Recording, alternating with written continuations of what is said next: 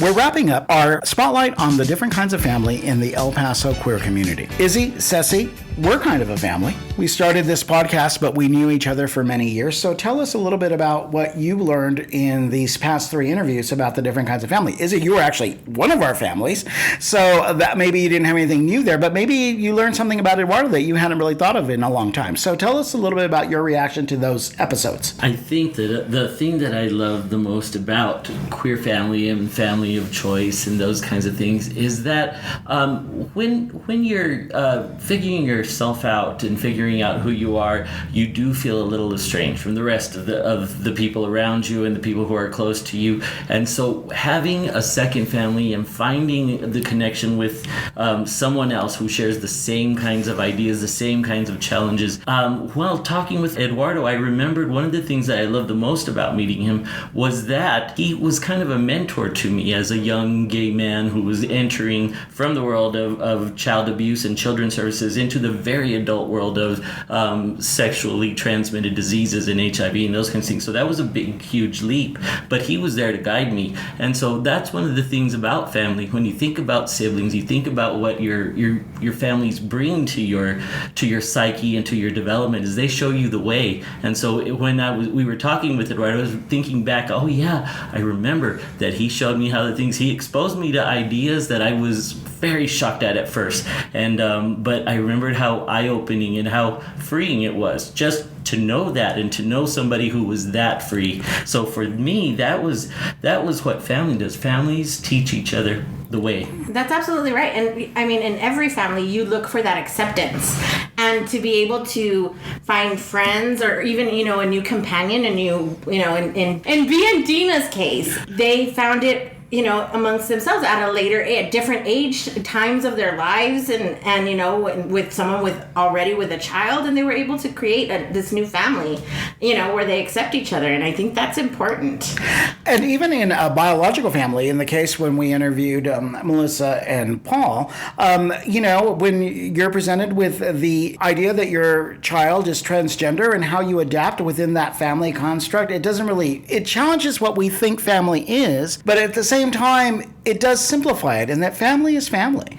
One of the things that I think I enjoy the most about my friendships with gay men in particular is that, you identify with each other and you kind of interact with like brothers, but then you eventually call each other sisters. And yeah. and I think that is a nice combination of the two, because when I had my tribe when I was in my 20s and I was living with 2 good friends and all of our group of friends, we were brothers because I really did depend on them, and I came to realize that home was our home. It was our family home, and it was open to other people that were welcome there anytime. And at the same time, they were my sisters. In that, I remember we would pull out the makeup on some random weeknight and just start doing drag just because it was Wednesday, and what else were we going to do? And we would just enjoy each other and without judgment celebrate each other. And I would only wish that almost everybody grows up in a family like that.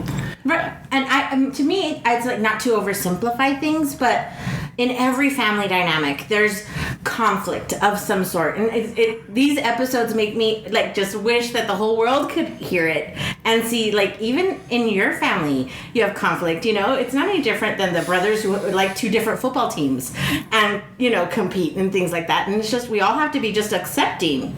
And that's what I think is there for people to learn from these episodes. Right. And Pride brings that to mind, because one of the things Ceci and I were watching Izzy from watching last year's Pride Parade. And I hadn't been to one since, I think, before the pandemic. And the thing that I was just so amazed at was there were so many families. There were children, there were mothers with their babies in strollers, there were teenage children, there were adolescents, there were fathers, there were daughters, there was everything. And I mean, having been to big city prides where it's really more adult-oriented, it really wasn't a reflection of El Paso's community, which we've always said in this podcast. El Paso's gay community is very family-oriented. oriented. And I think that Pride and the Pride Parade in particular really brings that out. So it's another reason why I think that our unique position as a queer community in the United States is really colored by the Latinoness, Latinx-ness, or whatever you would want to call it. Our cultural stamp. There it is. That's right. Mm-hmm. So again, I think that is part of what family is. Even when we interviewed Sam Escobedo earlier in the season about his drag world, he would refer to other performers as his mother or his daughter, and you really do kind of long for those profound connections that are deep, deep friendships that blur the line between family and friend. And I think that I certainly have that with you two because, we are family in a lot of ways, and we will continue to be family, just, not at paydays. And we can be bitchy with the best of them. Right. And I was just thinking about that also. I'm like, I consider you my brother, sister, Ted, and Ceci's our little sister, Call me Theodora, please.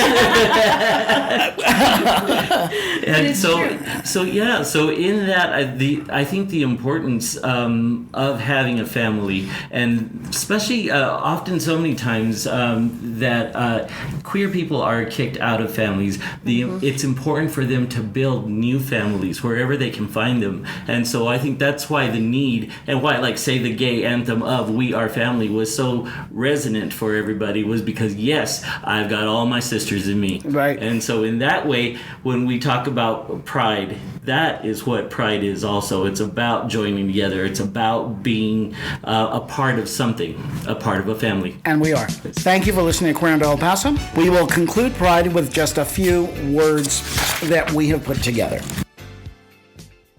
Queer Onda El Paso's mission is to help provide voice and visibility to members of the LGBTQ community. In our 9 episodes, we have talked to some amazing guests who have shared their unique story and provide interesting insights that we hope have been beneficial to our listeners. In celebration of Pride Month, we have also been spotlighting a few of the many different kinds of queer families in our area. We have enjoyed working on this podcast and look forward to continuing our vision. And since it is Pride Month, we would like to say a few words about why the queer voice and our visibility is important. It was a queer voice that chanted in the streets in front of the Stone Wall in New York that gave birth to the Pride movement in 1968.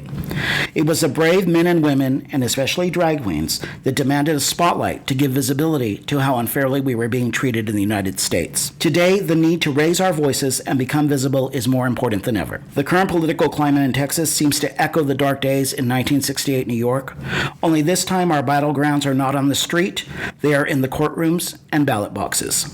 It is our responsibility to honor all of the queer men and women who have fought before us, to insist on the same basic rights as any other American.